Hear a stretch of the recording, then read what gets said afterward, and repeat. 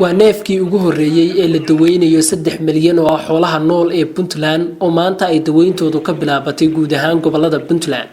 madaxweyne ku-xigeenka Puntland Axmed Karaash ayaa dawada ku duray neefkan. 2 milyan oo ka mid ah xoolaha nool ee Puntland ayaa laga daweynayaa dulinka, halka 1 milyan oo kalena laga daweynayo cudurrada guud. waxaana daweyntan gacan ka geysanaysa hay'adda FAO sida ay sharaxayaan agaasimaha guud ee wasaaradda xanaanada xoolaha Puntland Ibrahim Xareed iyo sihayaha agaasimaha waaxda caafimaadka Sadiq Cabdullaahi. 40 kooxood waxay ka howlgalayaan dhammaan gobolada Puntland gaar ahaan meelaha ay xooluhu ku badan yihiin. xoolaha la daaweynayo mudana madaxweyne waa 3 milyan.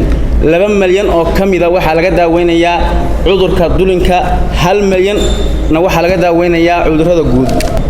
ujeedka oo la daaweynta xoolaha waxa weeye in caafimaadka xoolaha kor loo qaado. mashruuca waxaana ka qayb galaya xirfadley kala duwan oo ah dhakhaatiir, kalkaaliyaal caafimaad, auxiliary waxa la yiraahdo kaos baa ka qayb galaya.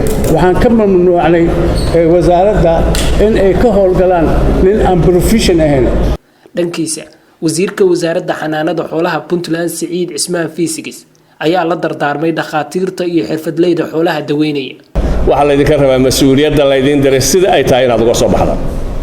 waxa la idinka rabaa daawadaas aad qaadaysaan ee xoolaha ku isticmaalaysaan waa daawo qaali inuu ku ah. ma inagu ma samaysano daawadaas ama waa in xoolihii loogu talagalay lagu isticmaalo oo lagu daaweeyaa ama waa inay noo soo noqotaa muxuu ahaayay bakhaarka ama stoorkii aynu lahayn ee dib aynu ku soo noqotaa.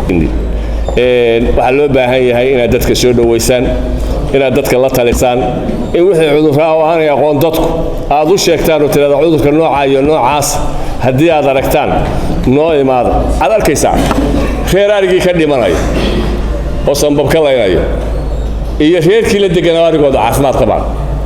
haddaad baartaan waxaad arkaysaan reerka arigooda caafimaad qabaan waa reerka arigooda hore loo tallaalo. labada neef ayaa ka mid ah 3 milyan ee xoolaha ee Puntland ay maanta daweynteeda bilowday. madaxweyne ku-xigeenka ayaana xoolahan tallaalay. waxaa la filayaa inay socoto ilaa iyo bisha Oktoobar. xoolaha waa isha ugu weyn ee dadka Soomaaliyeed ka helaan dhaqaalaha, sida uu bahda caafimaadkaba ku booriyay madaxweyne ku-xigeenka Puntland Axmed Cilmi Cismaan Karaash. xanaanada xoolaha ama xooluhuba waa laf dhabarta Soomaalida.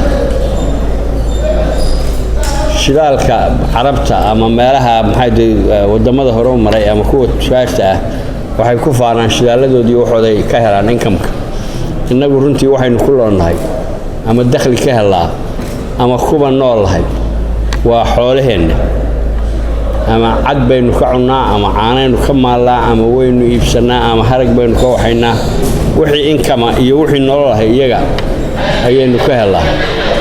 marka waajib bay tahay aadna ugu faraxsanahay in maanta daahfurka tiimamkan baxaya aan maanta u daahfuro. daweynta xoolaha ayaa waxa la socda wacyigelin la siin doono xoolo dhaqatada, taasi oo ay ka mid tahay in cadkooda iyo caanahooda aan la cunin muddo 7 beri ah kadib marka la daweeyo.